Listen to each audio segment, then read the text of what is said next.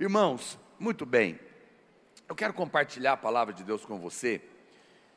E você sabe, agora eu quero que você preste bastante atenção, não converse mais, e deixa aí o seu celular para lá, aleluia. Nós temos compartilhado com você que a grande chave da vida cristã é a revelação de que nós somos amados, amém? Quantos têm ouvido esse evangelho poderoso? A Bíblia diz lá em Apocalipse, por exemplo, que uma das igrejas que estavam sendo exortadas, Deus falou para ela: o que eu tenho contra ti, que você abandonou o primeiro amor. E nós sempre pensamos que o primeiro amor que a Bíblia está falando é aquele amor do novo convertido, apaixonado, e que a gente esfriou o coração para Deus. Pastor, pode ser isso? Pode, mas na verdade, a revelação primária não é essa. A Bíblia diz: eu tenho contra vocês que vocês abandonaram o primeiro amor. Essa palavra primeiro, no original, ela é mencionada da mesma maneira em 1 João, antes de Apocalipse.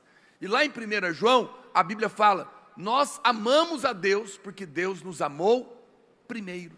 Então, essa palavra primeiro é a mesma coisa que Deus falou lá: vocês abandonaram o primeiro amor. Mas João explica qual é o primeiro amor. Isso é uma interpretação, é uma regra da hermenêutica, da interpretação da Bíblia. A Bíblia explica a Bíblia. Então, qual é o primeiro amor que a Bíblia está falando? É o de 1 João, porque é a mesma palavra no original. Ele está falando, qual que é o problema? Vocês esqueceram que são amados. Quando a gente esquece que é amado, a gente esfria.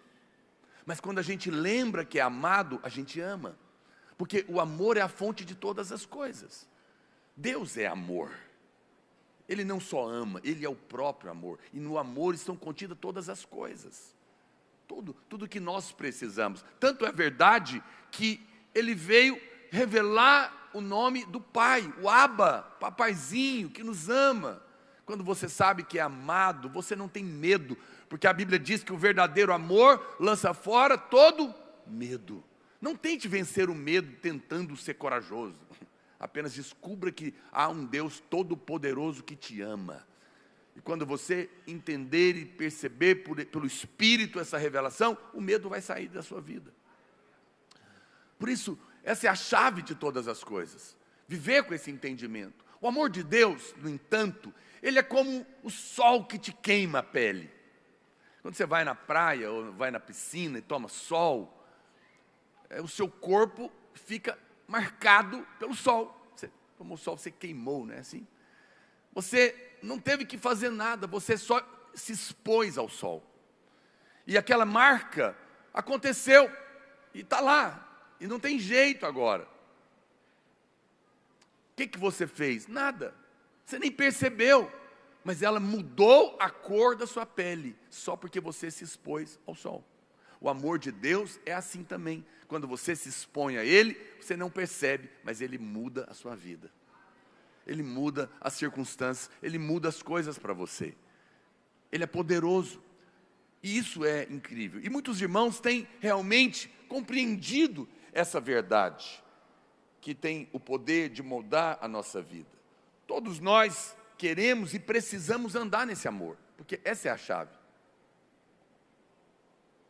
Mas um dos maiores problemas que nós temos para colocar isso em prática, esse andar nesse amor, é que muitos de nós estamos focados em amar, em andar nesse amor, mas nos esquecemos que esse amor, ele precisa ser vivido e praticado com sabedoria e discernimento. Nós temos um conceito muito errado do amor verdadeiro, influenciado muitas vezes pelos filmes de Hollywood. Na minha época tinha as figurinhas do Amaré, 3 pontinhos. E muitos conceitos errados na nossa cabeça. Nós achamos que o amor é fraco, que o amor é frágil, que o amor é destituído de vigor. Nós achamos que o amor é aceitar qualquer coisa de todo mundo. Tem irmãos que quer perdoar até o diabo. Porque o diabo blasfemou, não tem salvação para ele. Esquece. Preste atenção. Você precisa entender a coerência. Olha o que diz Filipenses capítulo 1, verso 9. Olha que o apóstolo Paulo está orando. Ele diz: e também faço esta oração, que o vosso amor aumente mais e mais. Como? No pleno conhecimento e toda a percepção. Paulo orou para que Deus fizesse com que o seu amor abundasse cada vez mais em todo conhecimento e discernimento. Essa palavra percepção significa discernimento, discernir as coisas, ter sabedoria com as coisas. E é interessante que em Mateus capítulo 10, verso 16, Jesus disse que nós precisamos ser prudentes como as serpentes, como as cobras, mas também precisamos ser simples como as pombas. Parece que não dá para fazer as duas coisas ao mesmo tempo. Não, pastor, ou é cobra ou é pomba. Não é? Mas Jesus falou que não, que você precisa ser prudente como as cobras e simples como as pombas. Isso é sabedoria, isso é prudência. E Paulo está dizendo que nós devemos amar dessa maneira. Deus quer que você seja sábio e também amoroso. Quantos dizem amém? Mas o amor precisa ter discernimento, caso contrário você não está amando de verdade, ou está sofrendo à toa, ou não está. Quando eu falo que você não está amando de verdade, porque daí não tem efeito na sua vida, nem na vida das pessoas. Por que entender o amor e ter discernimento e sabedoria é importante? Porque se você não entender, não tiver o discernimento e a sabedoria do verdadeiro amor da Bíblia, e não está na sua cabeça, você não consegue receber o amor verdadeiro. E também não consegue dar o amor verdadeiro. Você se fecha, porque o seu entendimento ainda é mundano. O seu pensamento a respeito de amor é mundano. É influenciado pelo mundo caído. E aí você não consegue compreender certas atitudes, nem de Deus. Mas hoje eu estou aqui para te ensinar que o amor é assim.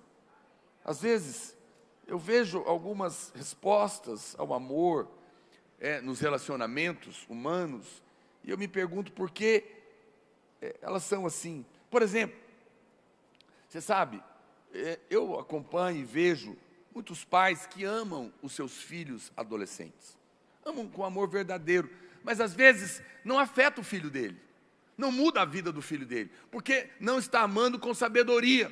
Tem algo errado nesse amor, porque às vezes ainda estão tentando controlar o filho, ou o tempo todo ainda está vendo ele como uma criancinha, mas já é um adolescente, já não é mais uma criança. E chega um momento que todo pai precisa, por amor verdadeiro, deixar o filhinho que cresceu sofrer as consequências das suas escolhas, por amor. A gente pensa que isso é crueldade, mas não é. Quando os meus primeiros 2 filhos nasceram, eu morava numa casa que tinha tinha 2 degrauzinhos da sala para a varanda. E eu fazia reunião de discipulado lá em casa. Então os meus discípulos iam para lá, e eu me lembro que quando um deles estava aprendendo a andar, o do meio, ele estava andando e ele foi descer a escada e caiu e rolou, até lá no meio da varanda.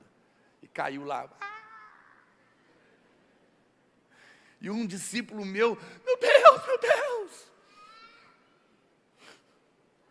Eu peguei ele pelas costas e falei, nem olha para ele, senta aqui. Pastor, não machucou não. Queda de criança só é perigosa quando ele cai do dobro da altura dela. Pode sentar. O médico que me contou. Mas não faça o teste. Mas no caso lá era só 2 degraus. Eu falei, não, ele vai levantar. Mas ele está chorando, já ele para. Não, olha, vamos continuar a reunião. Parecia crueldade. Mas desde cedo eu estava amando de verdade. porque eu estou ensinando, eu estou criando homem, não estou criando um bando de gente frouxa, que depois vai ficar com depressão na vida porque não tem um tênis da Nike. Entendeu? Então eu falei, não, deixa que ele vai aprender. Você sabe, às vezes nós não entendemos esse amor. Por exemplo, vamos ver isso na Bíblia. Todo mundo aqui conhece a parábola do filho pródigo? Amém? Aquele pai é um pai amoroso, representa Deus, sim ou não? O filho pródigo quis ir embora. E ele falou, me dá a minha parte na herança. O que o pai fez? Falou com ele, ô benzinho, não faz isso não. Não vai embora não, não deixa o papai não. O papai compra o que você quiser. O que você quer, benzinho? Você quer mais ouro? O papai te dá. Não. O pai deu. Falou, é isso que você quer? Você quer viver a sua vida? Você quer pegar o dinheiro? Como diz o outro, não devia, mas pode ir. E ele foi. O pai não impediu. Deixou ter as experiências. E o que aconteceu? Acabou com tudo. Foi parar lá no chiqueiro, comer comida de porco. Olha para cá, não te choca que o pai não foi atrás dele? Em nenhum momento. Esperou, todo dia, mas não foi atrás. Por quê? Pastor, pois é, eu sempre fiquei pensando, eu acho que isso é crueldade. Não, é amor. Você fica achando que fazer tudo que o outro quer é amor. Não é. Amor é fazer o melhor para o outro, não tudo que ele quer. E ele precisava chegar ao seu fim, descobrir que as escolhas foram ruins, que ficar longe do pai é ruim, que o pecado cobra, que prazer tem preço. E sabe o que aconteceu? Quando ele voltou para casa, ele valorizou o amor, porque ele encontrou um pai perdoador, que o recebeu, que fez festa para ele, e que falou, que bom que você voltou, porque agora você descobriu que aqui é que vale a pena viver, aqui é que vale a pena ser amado. Você sabe, eu não me preocupo com pessoas que nascem de novo, de verdade, e às vezes se desviam. Eu lamento, fico triste, mas se nasceu de novo eu não me preocupo, porque o chiqueiro é muito ruim. Os que não voltam, provavelmente nunca nem nasceram, aí vão viver na lama mesmo. Mas olha para cá, veja, o amor estava lá, agindo, mas deixando as consequências. Deus também permite que você ande e faça escolhas na sua vida. O Espírito Santo não é alguém que está vivendo dentro de você para te criticar, te incomodar ou te escravizar. Não. É por isso que a Bíblia diz que você pode entristecer o Espírito, resistir o Espírito e até apagar o Espírito. Apagar não significa que ele vai embora, não é perder a salvação, não. Significa que ele não tem ação mais na sua vida. De tanto você resistir, entristecer, não querer, ele vai ficar lá, mas não vai ter efeito, porque você não quer. Até que você descubra, como aquele filho pródigo, que não vale a pena viver longe dele. Quem está me entendendo, diga amém. Percebe? O amor de Deus está sendo demonstrado de uma maneira que a gente não imaginava. E quando aquele menino volta, ele percebe que o amor é forte. Um amor forte não vai causar de fato separação entre pais e filhos. Aquele pai não xingou o filho, seu filho desvairado aí, o que é? Excomungado, como diziam os antigos. Está querendo dinheiro antes, está querendo que eu morra, então vai, que se dane. Ele não falou isso, ele só deixou ele ir. E quando ele voltou, ele também ele não xingou o filho não, ele amou. O amor forte não prende nem controla. Ele permite que as pessoas descubram que não vale a pena certas decisões na vida.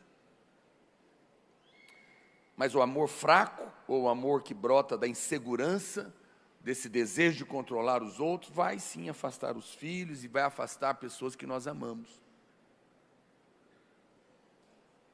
quando muita gente deixou Jesus, alguns discípulos falaram, pois é, está difícil. E ele falou o que para eles? Pelo amor de Deus, todo mundo já me deixou, vocês vão me deixar também? Não.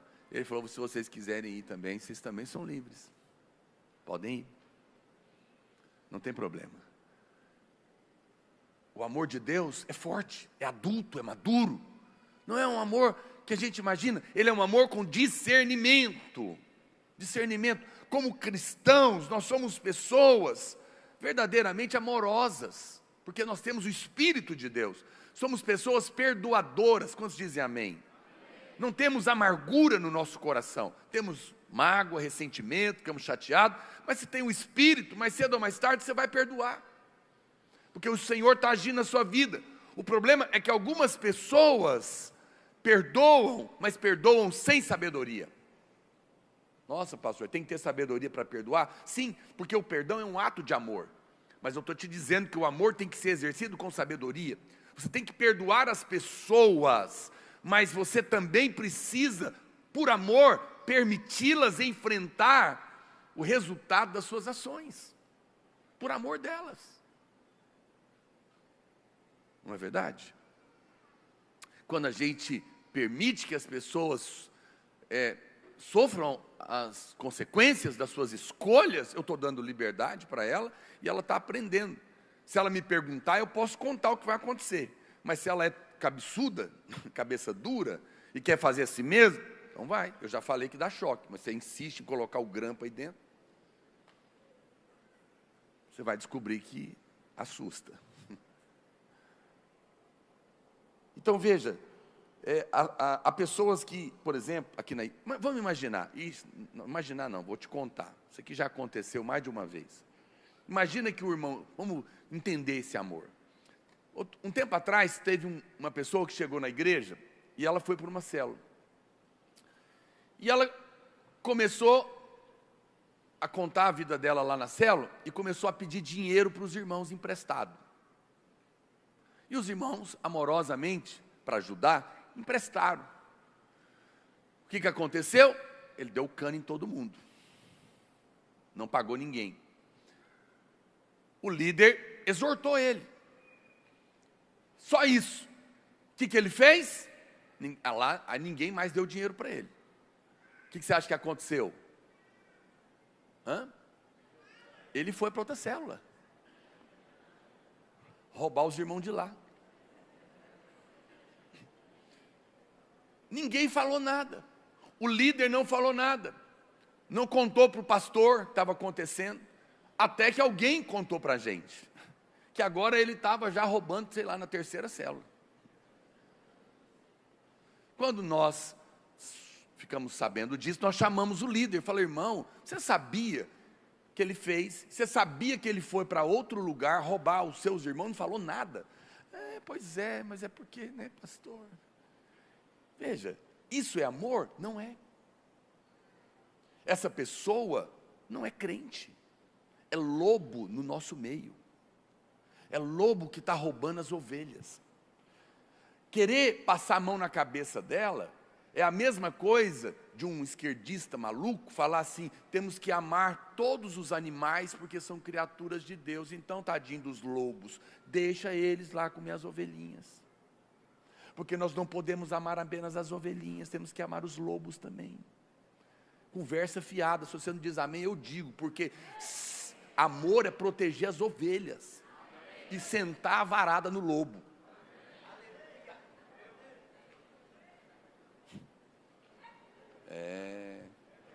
O culto hoje não está bom, né? Nossa, pastor, vai bater no lobinho e no capetinha também. Isso não significa que não ama. Significa que é melhor que essa pessoa que foi infiltrada para destruir o rebanho seja expulsa e até presa, porque quem sabe lá cai em si e se converta. Pode ficar tranquilo, eu sei que você está pensando, isso não se parece com Jesus. Pois eu vou te mostrar o que Jesus fez já já. E hoje você vai ter que decidir qual que é o Deus que você serve. Se é o que pintaram num quadro ou da Bíblia. Eu não estou mandando ninguém ser bruto sem educação, não. Eu estou te ensinando a ter sabedoria. Você sabia que na Bíblia existe uma coisa chamada perdão governamental? Vou te explicar. Ele é muito sério. Que você não caia nele. Não é legal. É mais ou menos assim. Imagina, é só um exemplo. Imagina que eu deixo sempre a minha carteira. Agora não tem mais dinheiro, né? Mas na época que tinha. Agora é Pix. Então, mas imagina que eu deixo, que na época que tinha dinheiro, eu deixava a minha carteira lá com cheio de dinheiro na meu criado mudo. Um dia, um dos meus filhos, tentados, foi lá e pegou o dinheiro, roubou. Eu fico sabendo, o que eu faço? Perdoo. Eu exorto, ensino, perdoo e deixo a carteira lá. Falo, não faça mais. Só que, de novo, esse mesmo filho, tentado, vai lá e pega o dinheiro de novo. E eu fico sabendo. Eu perdoo de novo, exorto, sou mais firme. Mas ele faz a terceira vez. Agora, o que eu faço? Eu chamo ele, eu perdoo, sim ou não? Mas a carteira não vai ficar lá mais. Ele perdeu a confiança. Isso chama-se perdão governamental. É muito sério quando Deus muda a maneira de tratar com você. E você perde certos acessos. Isso é amor. Porque senão você vai virar bandido. E se eu não disciplinar o meu filho na minha casa, é a polícia que vai fazer. E a polícia é sem misericórdia. E às vezes nós não entendemos como que o amor funciona. Porque nós temos uma outra ideia de amor. Então preste atenção. Existe uma diferença. Eu estou contando para você o que aconteceu na igreja. Eu já fui roubado muitas vezes. Pessoas roubam da gente. Quando o problema é comigo, o que eu faço? O dinheiro é meu, roubaram a mim, eu perdoo. Deus te abençoe, né? Mas quando rouba a igreja, não é assim. Quando é com os irmãos, eu não posso ser passivo. Está entendendo? Esse lobo pode chegar e me enganar, essa pessoa, e roubar de mim. Muitas vezes aconteceu. Quantas vezes? Tem gente que todo domingo ele vai lá pedir passagem para o Ceará e nunca vai embora.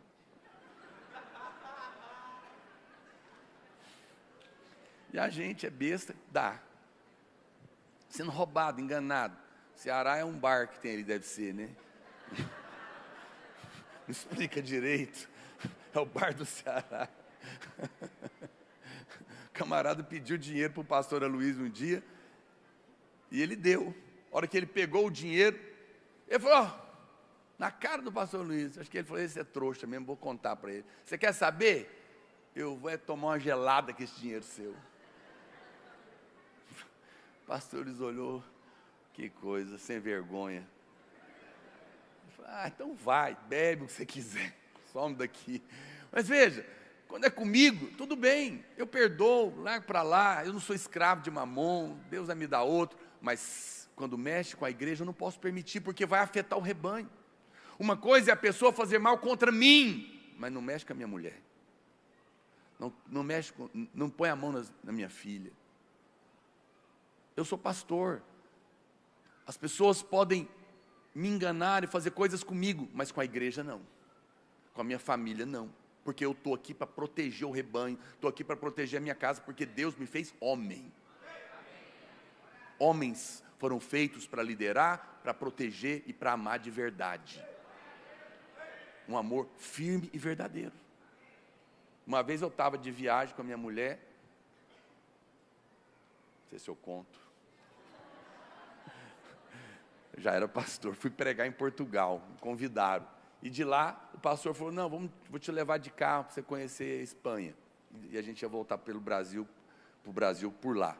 Passamos numa cidade, fomos numa loja, a pé, eu, ela e o pastor, acho que mais alguém. E nós olhamos lá como bons brasileiros nas vitrines de uma loja e fomos embora para o hotel a pé. E estamos indo a pé, a Marília comprou alguma coisa, estava com a sacola na mão. De repente, duas mulheres começaram a gritar. Em espanhol, a gente não estava entendendo nada. E o pastor que mora lá falou, corre que deve ser ladrão. Ele que mora lá, né? Nós começamos a andar depressa. E ela...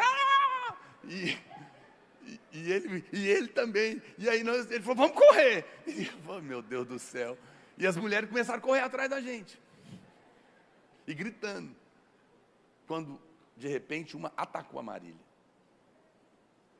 Quando ela atacou ela, eu joguei as duas no chão. Eu dei uma gravata. Eu nem vi. Foi no momento. Por quê? Porque agora estava pôr na mão, não devia. Não é? Depois descobrimos que não era ladrão. Era o segurança do lugar que achou que a gente tinha roubado. Mas não mostrou carteira, não falou nada. Nós paramos lá no hotel, aí veio todo mundo. O que está acontecendo? Que os ladrões ficaram na porta, mas não era ladrão. Era a polícia disfarçada. Falei, não, é porque teve uma acusação lá de alguém, nós estamos desconfiados. Falei, mas então por que vocês não conversam direito em português? Para de gritar. Pode olhar aí a sacola, aí viram que não era nada, né? Confusão enorme que aprontaram. Mas, deixa isso para lá. Estou dizendo o seguinte, você sabe, nós precisamos, você tem que entender a diferença quando as pessoas fazem algo contra você e quando alguém faz algo contra a responsabilidade que Deus te deu. Quem está me entendendo? Isso é amor. Eu não posso permitir, se eu amo a criança, eu odeio o aborto. Se eu amo alguém, eu não permito que alguém o mate. Isso é amor. E eu vou ter que reagir, eu vou ter que agir nesse momento. Quando, às vezes, as pessoas querem também, não entendem o amor. Outro dia, nós pregamos aqui outro dia, a respeito dos irmãos que ficaram embriagados com a política, estavam desorientados, esqueceram do Senhor, do Evangelho, virou uma confusão. E nós pregamos a palavra de Deus. Lembrai-vos da mulher de Ló, que foi o mandamento de Jesus, para não ficar embriagado com o mundo. Mas muitos irmãos ficaram ofendidos e queriam que nós nos retratássemos. Não vamos nos retratar, porque nós pregamos a palavra de Deus. Então tem muita gente que não entende o que é amor e acha que amor é agradar todo mundo. Não é. Amor é fazer a coisa certa, mesmo que desagrade muita gente. Isso é amor. Por quê? Porque pode ser que em algum momento essa pessoa que está cega caia em si.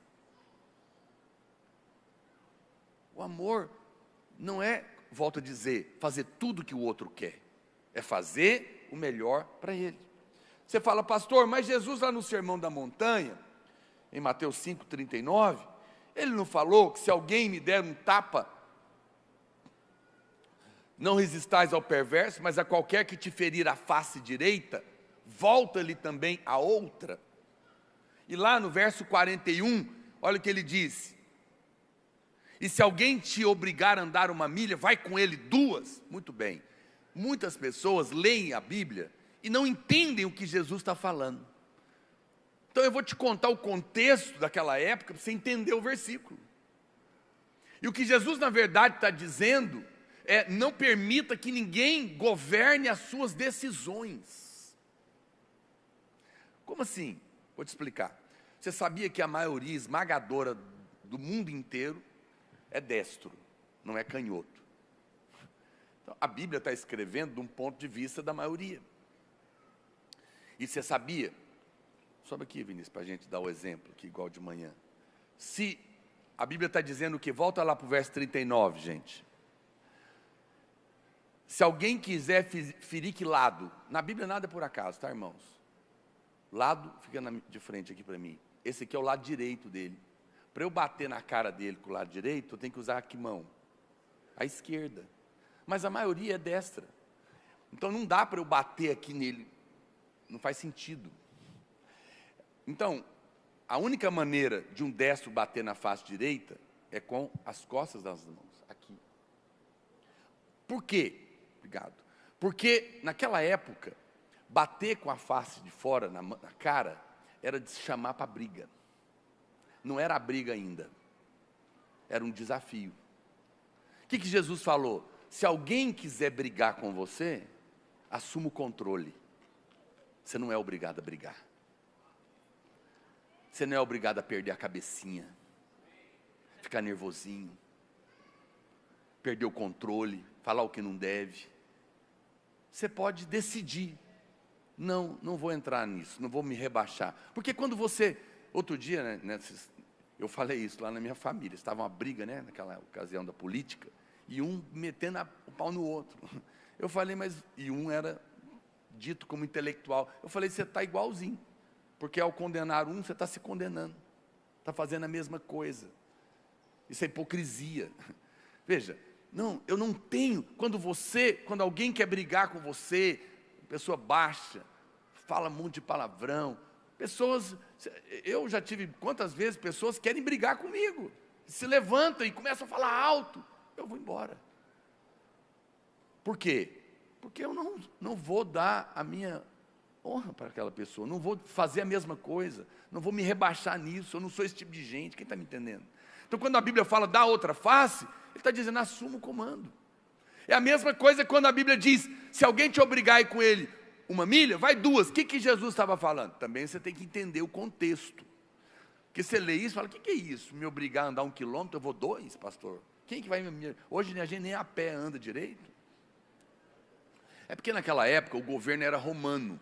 E a lei dizia que qualquer soldado romano podia obrigar qualquer judeu a carregar as armas dele ou as mochilas dele por 1 milha. A lei, e qualquer um tinha que carregar. Mas a lei proibia mais que 1 milha. Mais que a segunda não podia, só 1. Então o que Jesus fala? Quando um soldado romano, pela lei deles, vier te obrigar a carregar 1 milha, vai a 1 milha e depois assuma o comando. Como assim? Ele fala, agora você não tem mais direito que eu carregue, mas eu estou assumindo o comando e vou decidir carregar a outra. E quem está mandando agora? Você. Você que decidiu. Você não aceitou que ninguém impusesse. Mas veja, isso a Bíblia está mostrando em relação a nós. Quando as coisas são comigo, quando as coisas são com você, você não precisa, você pode assumir o controle. Você pode tomar essa decisão. Então Jesus está dizendo para você não permitir que as ações das pessoas te afetem, mas há uma diferença muito grande. Quando alguém agride você e quando alguém agride a sua família. Quando alguém me agride, é uma coisa. Eu perdoo, eu vou a 2ª milha, eu assumo o controle, eu dou a outra face, eu perdoo, eu sofro prejuízo, mas não posso permitir que as pessoas façam o que quiser com a igreja. Não posso permitir que as pessoas façam o que quiser na minha casa, com os meus filhos, com a minha mulher. Quem está me entendendo? Não pode. Não é homem de verdade o homem que na hora H põe o benzinho na frente e resolve aí, amorzinho. Não, meu amigo, você pode estar com medo que for, você vai enfrentar o bandido e vai resolver o negócio. Porque Deus te colocou para assumir essa posição. É esse discernimento de separar o que acontece conosco, com o que acontece com aqueles que Deus colocou na nossa vida, que falta na vida de muita gente. Então, se alguém fizer algo de errado com você, não reaja. Não se deixe vencer o mal com o mal, vença o mal com o bem. Mas com a sua família, com a igreja, ou com aqueles que Deus te colocou, se posicione. Quando chegaram para prender Jesus, os discípulos estavam lá. Não sei se você se lembra da cena. E eles perguntaram, quem é Jesus? Pedro quis reagir. Jesus meio que parou ele, e Jesus falou o quê? Eu sou. Eu sou. Ele assumiu a identidade. Algo muito poderoso quando você assume o seu lugar. As irmãs estão ouvindo hoje, mas vocês já perceberam que a pregação aqui hoje é mais para os homens, né? Mas é bom vocês ouvirem, que é esse tipo de homem que Deus vai te dar. Aleluia. Valorize então. Olha para cá, honre o seu marido, se você é casada. Apoie que ele seja esse homem. Veja, Jesus fez o quê? Ele assumiu o lugar dele. Só que o versículo diz assim, e que Jesus diz para os soldados: deixem os demais irem. Os demais eram os discípulos. Ele estava dizendo: o problema é comigo, não toque neles, eu resolvo. Ele assumiu o lugar. Ele estava protegendo os discípulos, porque era a responsabilidade dele, assumindo a situação. Homens de Deus não permitem que ninguém toque nos seus. Se nenhum homem diz amém, eu digo para mim mesmo. Você sabe qual que é a diferença entre ser bom e bonzinho? Jesus era bom, irmão? Sim ou não? Sim, mas não era bonzinho quando você imagina. Jesus é o homem de verdade. Ele é o homem dos homens. Jesus era bom, mas não era bonzinho. O amor é bom, mas não é bonzinho, é fraco. E essa sabedoria é um problema quando, em vez de andar em amor, nós estamos andando com medo, com covardia, por causa do rótulo do amor errado. Uma das piores coisas é confundir ser bom com ser bonzinho. Isso é um amor errado. Se não está claro para você, entenda que o bonzinho é aquele que faz de tudo para ficar bem com todo mundo o tempo todo. Essa pessoa não vai fazer nada na vida. Não vai. Pessoas que querem agradar todo mundo o tempo todo, não ama de verdade e nunca vai liderar de verdade. Nunca vai ensinar nada de verdade, porque ele é bonzinho. O amor de verdade é bom, mas não é bonzinho. Jesus não era bonzinho. Os cristãos pensam que Jesus era apenas um cara bonzinho, mas não é assim. Se você realmente quer ser como Jesus, haverá momentos que, como ele, você vai ouvir a voz dele dizendo para você ter coragem, se levantar e se posicionar. Por exemplo, vou te dar então, vamos lá. Teve uma ocasião que Jesus foi convidado para pregar numa igreja. Ele é o pastor, e um pastor de outra igreja convidou ele, só para contextualizar. Era uma sinagoga. E o chefe da sinagoga, que era o pastor daquela igreja, convidou Jesus para pregar. E Jesus foi. Jesus, entenda a cena. Alguém me convidou para pregar, eu viajei, peguei o avião, a pessoa pagou minha passagem, me colocou no hotel, e agora eu estou lá pregando. Jesus foi convidado para pregar, ele está lá. A Bíblia diz que apareceu uma mulher encurvada. Hoje quase não tem gente assim mais, no passado tinha. 18 anos, por alguma doença, alguma coisa, ela vivia assim. Jesus viu aquela mulher no meio da pregação e falou para ela: vem aqui. A hora que ela veio, ele curou ela. Aí, o chefe da sinagoga, o pastor da igreja que convidou Jesus para pregar, não foi homem, não teve coragem de olhar para ele, falou para o povo: ó, vem outro dia para ser curado, hoje não, porque não podia curar no sábado, a lei proibia. Jesus estava fazendo uma coisa que a lei não permitia dentro da sinagoga. O que você imagina que aconteceu? Acho que se fosse eu, talvez eu falava: gente, foi mal, eu esqueci de perguntar para o pastor se podia fazer oração de cura, é porque, assim, sabe, eu tenho o dom, e aí, quando eu vi, eu já tinha curado, negócio assim, me perdoa, foi mal, pastor, desculpa aí, gente, não vai acontecer mais. Será que Jesus fez isso? O que Jesus fez? Lá dentro da igreja que ele foi convidado para pregar.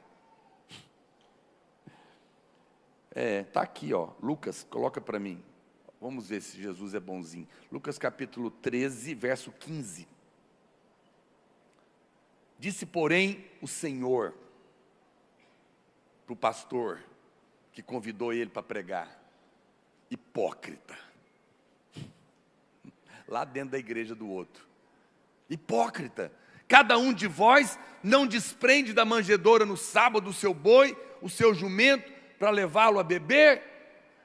Por que motivo não se devia livrar deste cativeiro em dia de sábado, essa filha de Abraão, a quem Satanás trazia presa há 18 anos? Tendo ele dito estas palavras, todos os seus adversários se envergonharam.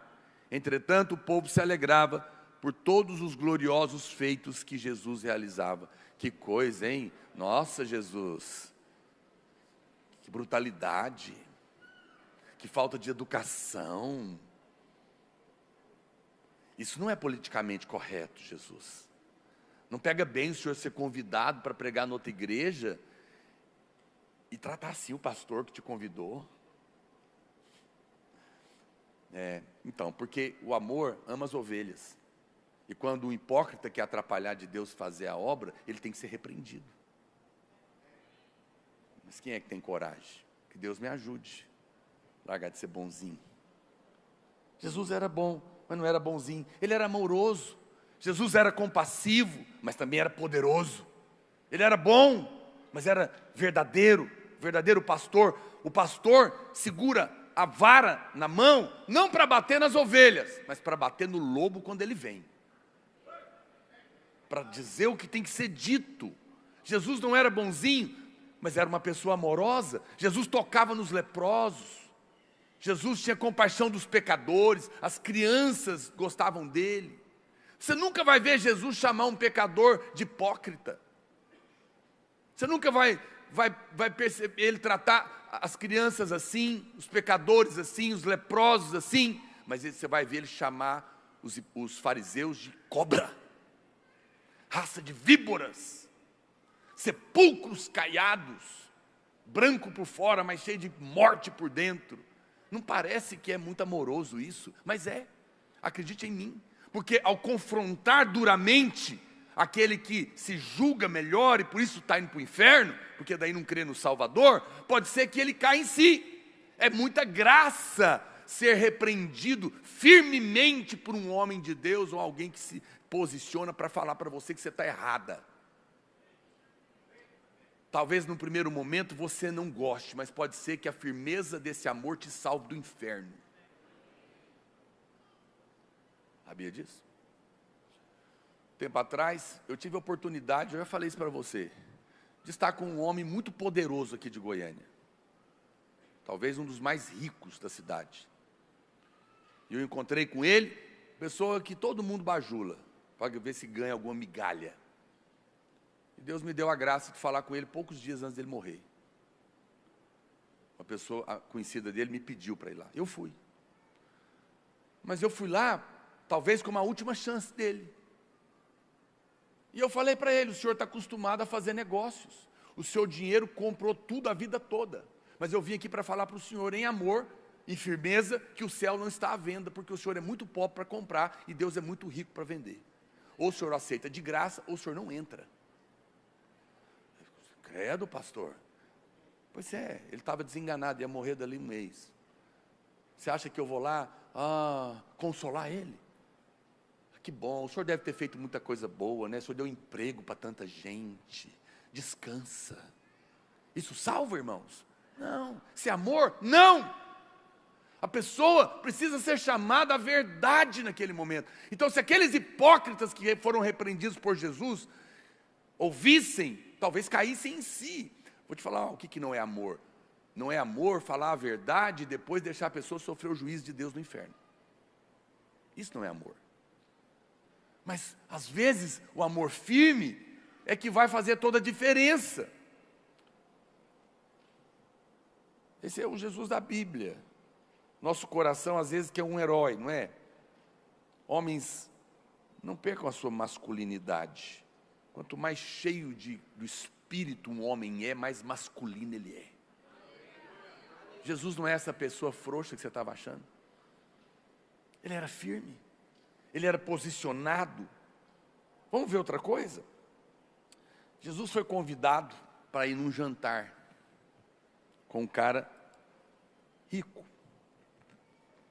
Queria conversar com Jesus, um fariseu rico,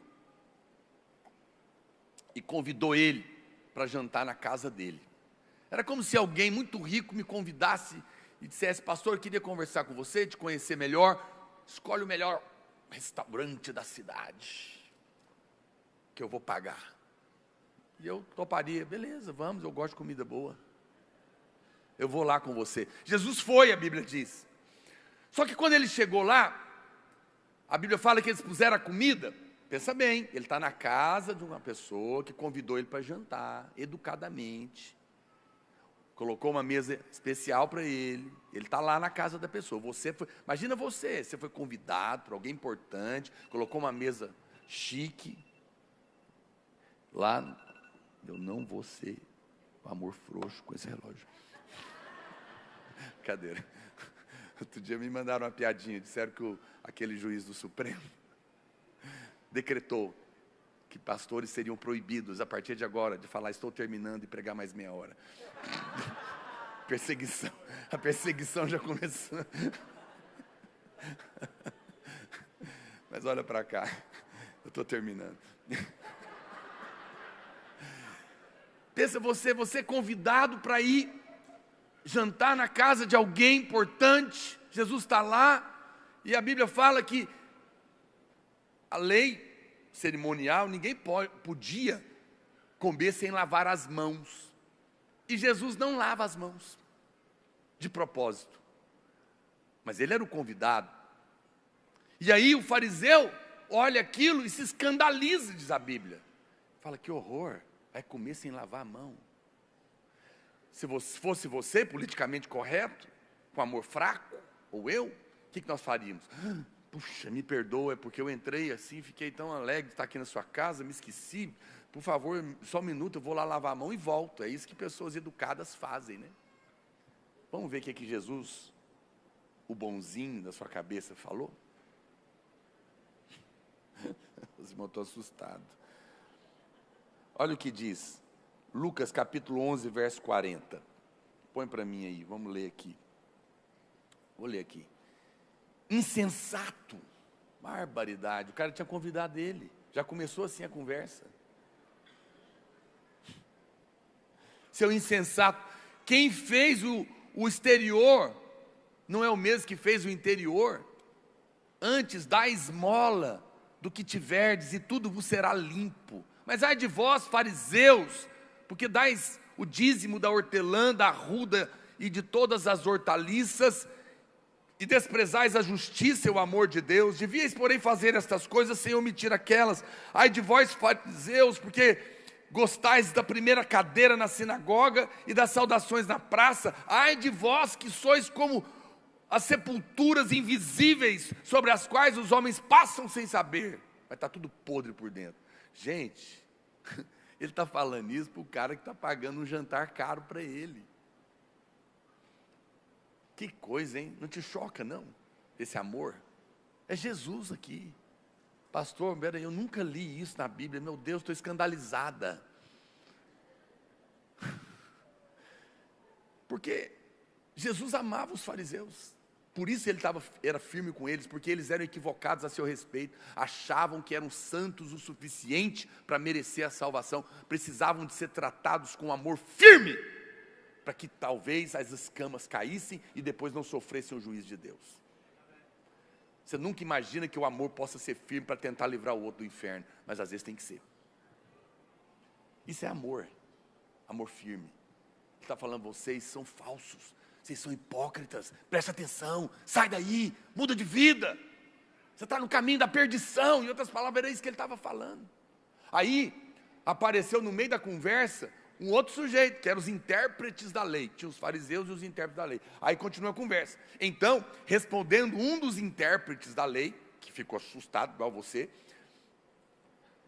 falou para Jesus, mestre, desse jeito, dizendo essas coisas, também nos ofende a nós outros.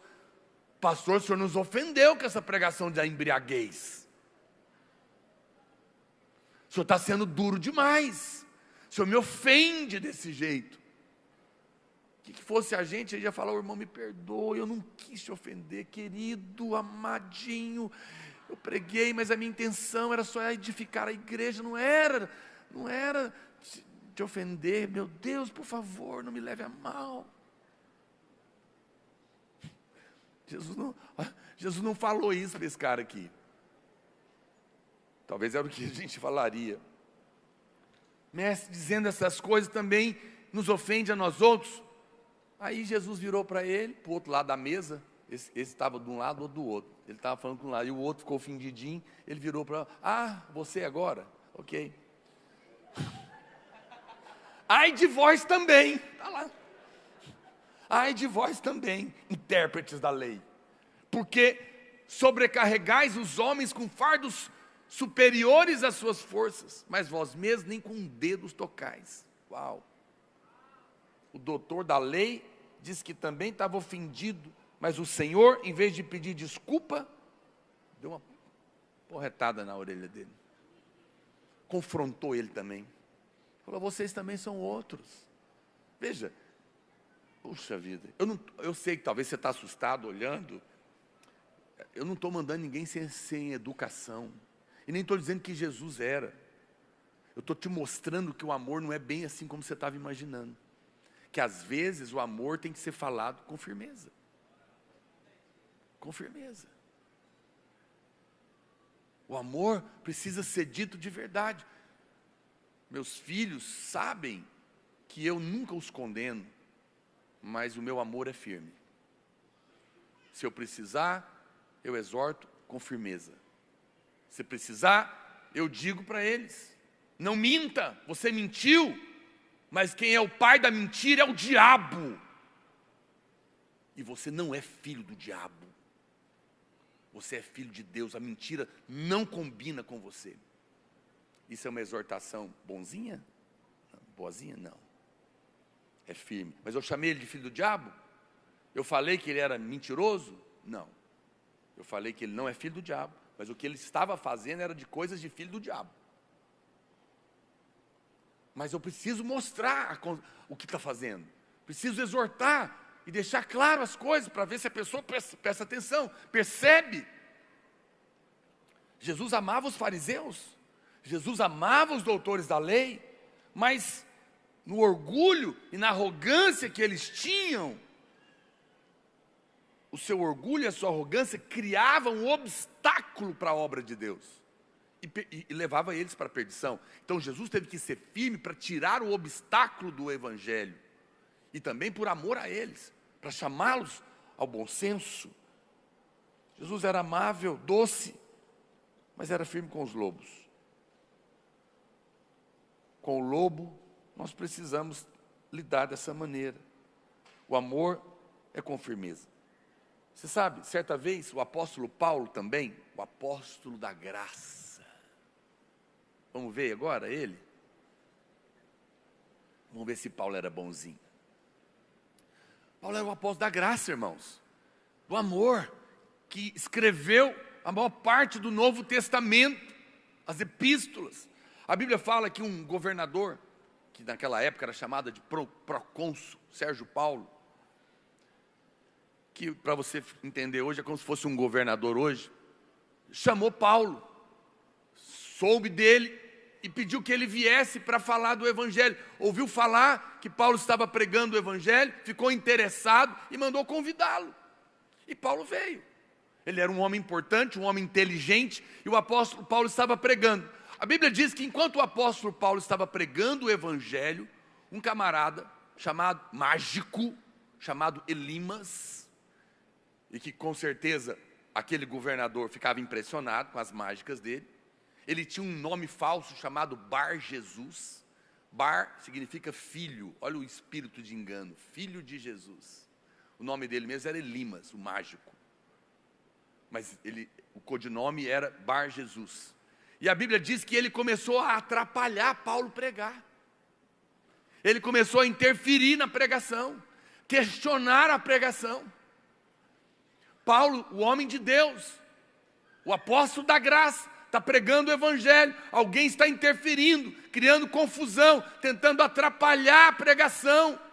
O pastor está pregando a graça todo domingo alguém se levanta, depois que eu prego, depois que o pastor Luiz prega, e fica ali depois contradizendo toda a semana a palavra no meio dos irmãos. E acha que vai ficar assim, não vai. Porque está atrapalhando a edificação da igreja. Está atrapalhando a pregação do evangelho. Olha o que acontece. Olha o que o apóstolo da graça faz. Atos capítulo 13, verso 9. Todavia, Saulo, chamado Paulo, cheio do Espírito Santo. Como que Paulo estava, gente? A Bíblia faz questão de colocar. Ele não estava na carne. Cheio do Espírito Santo.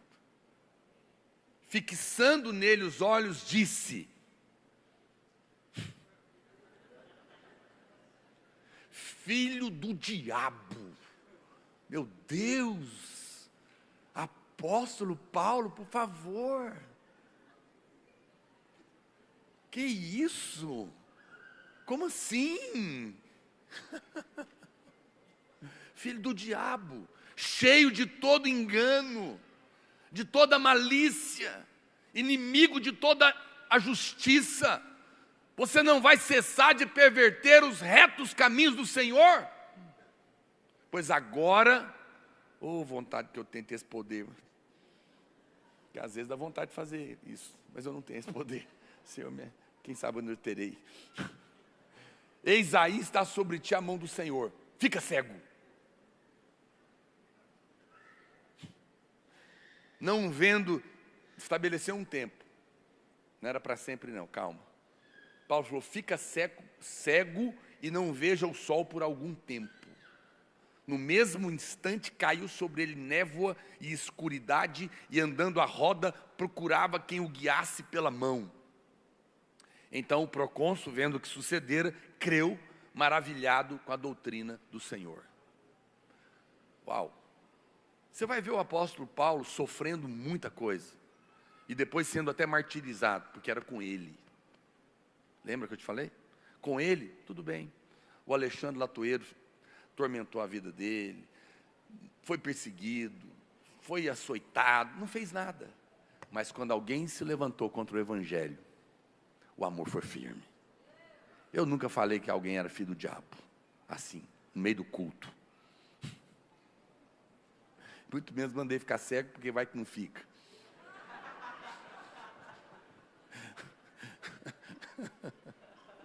Mas o apóstolo da graça mandou. Você fala, pois é. Que coisa, hein? Onde que está o amor? Será que tem graça no que Paulo fez? Será que o que ele fez manifestou amor para aquele mágico? Na sua cabeça não, mas manifestou. Porque cego por um tempo, talvez pudesse cair em si que precisava do Salvador. Mas sem ser duramente tratado, talvez sofreria o juízo de Deus depois. A Bíblia não fala o que aconteceu. Mas às vezes, quando alguém se levanta para tentar destruir a igreja, impedir o evangelho de ser pregado, precisa ser tratado com firmeza e até removido, para que, quem sabe, amanhã caia em si. Quem está me entendendo? Vocês não estão conseguindo compreender? Está assustado? Eu não estou mandando, volto a dizer, ninguém ser bruto sem educação. Eu estou te mostrando que o amor, às vezes, não é essa fraqueza que você está imaginando. Jesus é amoroso, mas Ele é firme. Então, eu quero, por último, terminando, deixar uma palavra para os homens. Porque eu creio que Deus tem nos levantado, como igreja, para estabelecer famílias que têm amor de verdade, com homens de verdade, com mulheres que vão ser felizes de verdade ao lado de homens de verdade. Homens e mulheres são iguais diante de Deus. O homem não é melhor do que a mulher, nem a mulher é melhor do que o homem. Quem está me entendendo? Ainda que alguns homens acham que mulheres são tolas. Mas não é verdade.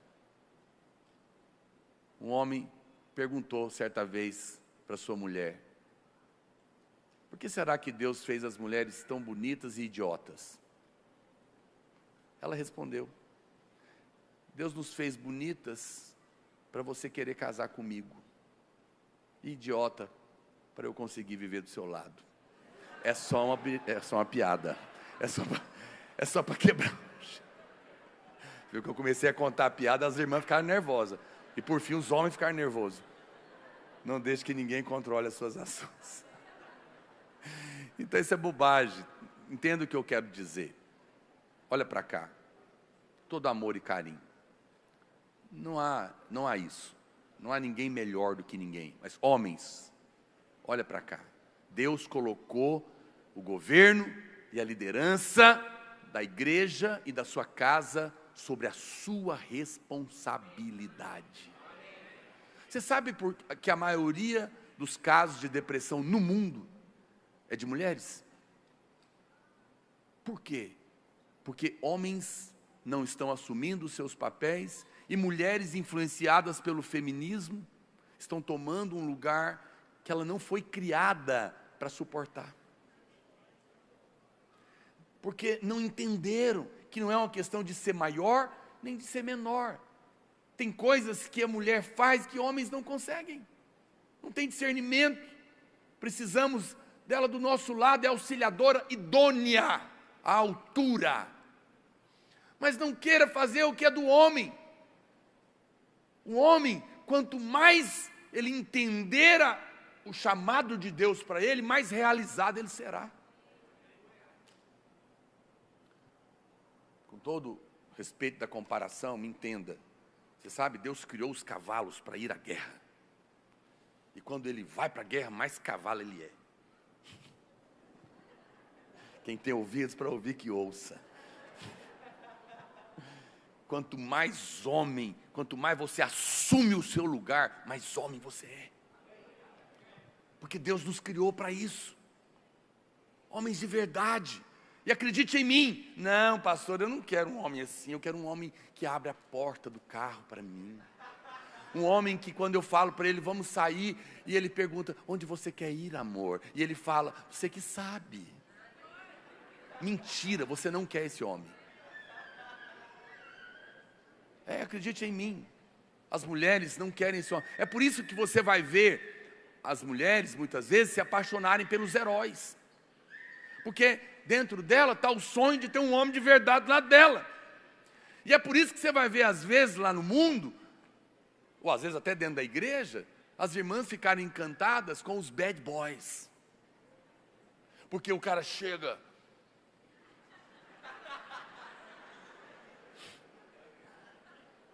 com a pinta de que é forte, seguro, e que resolve a parada. Só que é falso. Bad boys não são homens de verdade. Eles mascaram. Eu não te aconselho a ser um, e muito menos casar com um. Você vai descobrir que era tudo capa. Só há homem de verdade em Deus. Mas qual que é o problema? É que daí os irmãos da igreja são bonzinhos. Aleluia, glória a Deus. Aí não funciona. Não funciona. Acredite em mim, mulheres têm prazer com homens, não com meninos. Vou falar uma coisa. Ser homem é uma questão de nascimento. Mas agir como homem é uma escolha. E você pode começar hoje. 1 Coríntios capítulo 13, o apóstolo do amor, no mesmo capítulo do amor, de Coríntios 13, que todo mundo conhece, logo na sequência, não sei se lá no verso 11 ou 12, alguma coisa assim, ele diz, quando eu era menino, verso 10, 11 mesmo, quando eu era menino, eu falava como menino, sentia como menino, pensava como menino. Falava como menino. Menino fala sem pensar. Menino fala besteira, menino fala contra a Bíblia, menino fala, quem eu sou, quem sou eu, não consigo, tenho medo. Menino fala o que sente. Não pensa para falar, não fala de uma maneira firme, não fala com fé. Ele sentia como menino. Menino é assim. Estou com sono, não vou trabalhar. Estou disposto, hoje eu vou levantar. Homens sente o sono e levanta e vai trabalhar. Porque não vive pelo que sente, mas faz a coisa certa. Não importa o que eu sinto, importa o que Deus disse para mim. Importa que que eu tenho compromisso e eu vou fazer o que tem que ser feito. Homens fazem a coisa certa. Paulo falou que também ele pensava como menino. Menino não pensa da maneira correta, não pensa a palavra, não pensa como Deus pensa, pensa aquilo que vê, pensa aquilo que ouve, pensa frase pronta. Homens não, homens de Deus pensam como Deus pensa, tem a mente de Cristo, mente lúcida, clara, ele vive pela fé nas verdades de Deus. Mas aí Paulo fala, então eu vivia assim, mas quando eu cheguei a ser homem, porque eu já tinha nascido homem, mas agora eu decido viver como homem, porque ser homem é uma questão de nascer, mas viver como homem é uma decisão. Ele fala o quê? Quando eu cheguei a ser homem, eu desisti das coisas próprias de menino. Eu assumi essa posição. Eu assumi o que Deus me criou para fazer. Veja, sempre que você for num velório,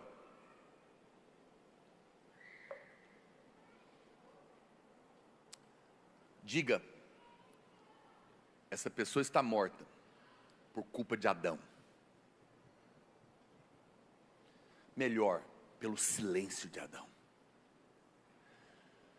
Você sabe, as mulheres foram feitas falantes. Às vezes falam demais, é verdade. Mas tem homens que não falam nada. E o silêncio deles permite que a serpente entre na sua casa. Deus falou para Adão que não era para comer daquela árvore. Não foi para Eva. A Eva não tinha existido ainda. Quem contou para ela foi o marido dela. Ele sabia. E ao contrário do que você imagina, ele não ficava longe da mulher dele, não. Ele não tinha shopping para ir. Adão viu a conversa com a serpente. Adão viu a serpente tentando enganar a mulher dele. Adão viu a serpente tentando argumentar com a mulher dele e ficou calado. E porque ele ficou calado, a serpente enganou, o homem caiu, e é por isso que pessoas morrem até hoje. Porque um homem não foi homem. Não falou quando tinha que falar. Eu sou pastor há 25 anos, aconselho muitos casais, e você que é solteiro, preste atenção porque você vai casar também. Então, quantas vezes os homens falam para mim, não, pastor, é que se eu falar, o ambiente lá em casa vai ficar muito ruim, porque o senhor não conhece minha mulher. Eu falo, eu não conheço sua mulher, mas você vai ter que aprender a ser homem. Porque se o ambiente tiver que ficar ruim, que fique, mas que você seja homem. Porque tem hora que o homem tem que falar para a mulher dele, amor, eu sei, você não gosta, mas é assim que vai ser. Ah, pastor, mas e se ele estiver errado? Fique tranquila, tem um Deus que cuida de você. Vai tratar com ele e vai te proteger. Mas a mulher sábia apoia o marido dela ser homem. Homens tomam decisões, por isso erram. Mas é melhor errar tomando decisão do que errar sem fazer nada e deixando a serpente entrar. Seja homem. Assuma as coisas na sua casa. Assume as responsabilidades. Assume os problemas.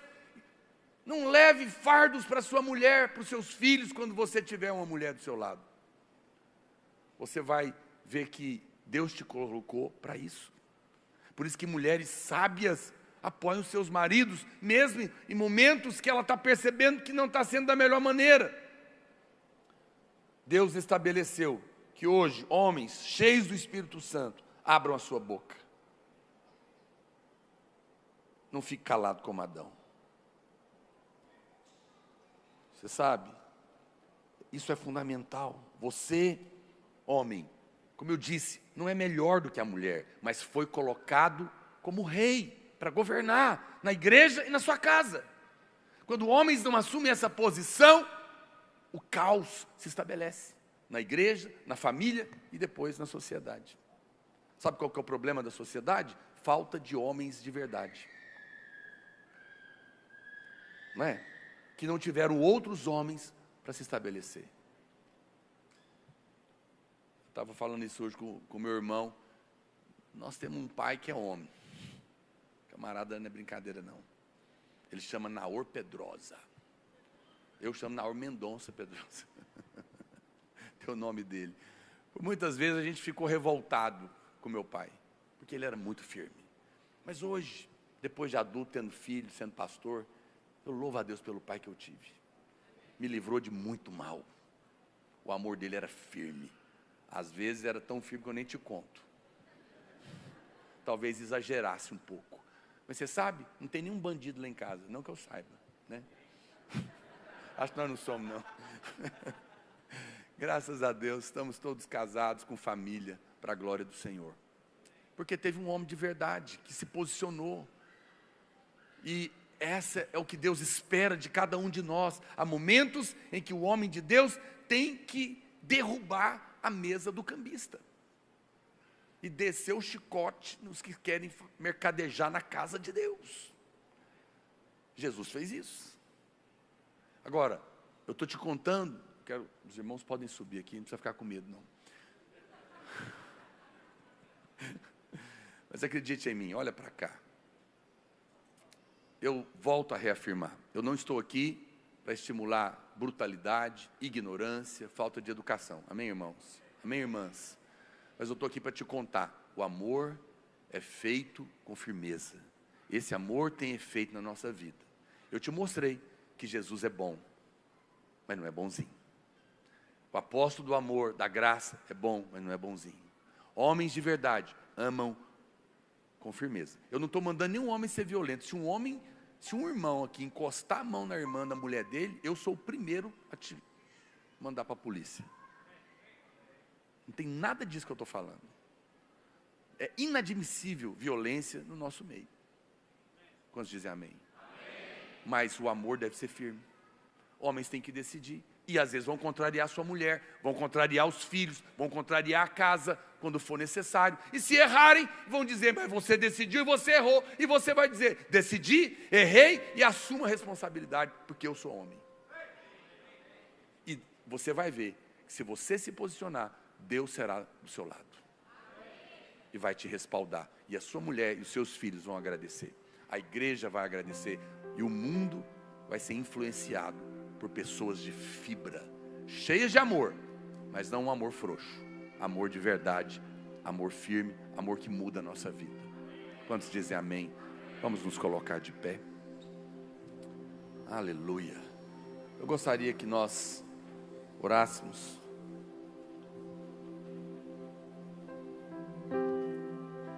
Eu não consegui ser tão firme com o horário como eu queria, mas eu quero abençoar a sua vida. Eu quero que você ore como homem, para que Deus te ajude a ter esse amor firme. E você, mulher, que tem marido, ou que quer se casar, ou que tem pai, ore, para que Deus também dê graça para eles. E entenda que esse é o amor que faz diferença na nossa vida.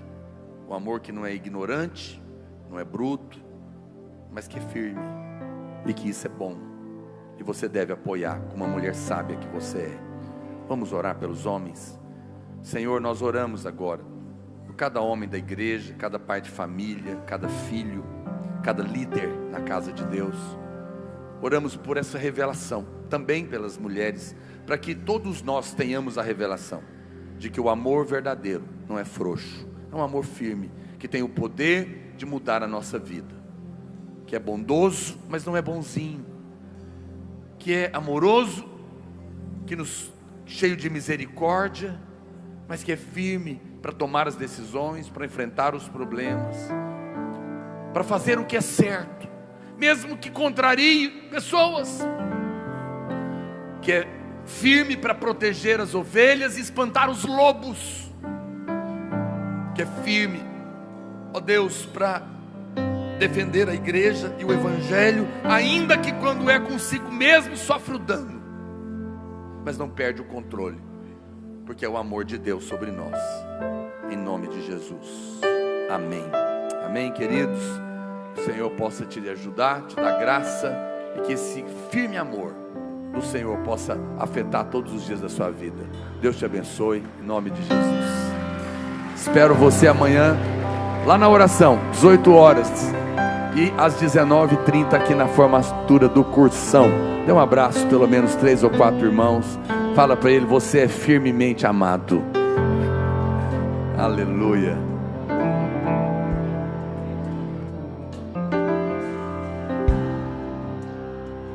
Como eu te amo.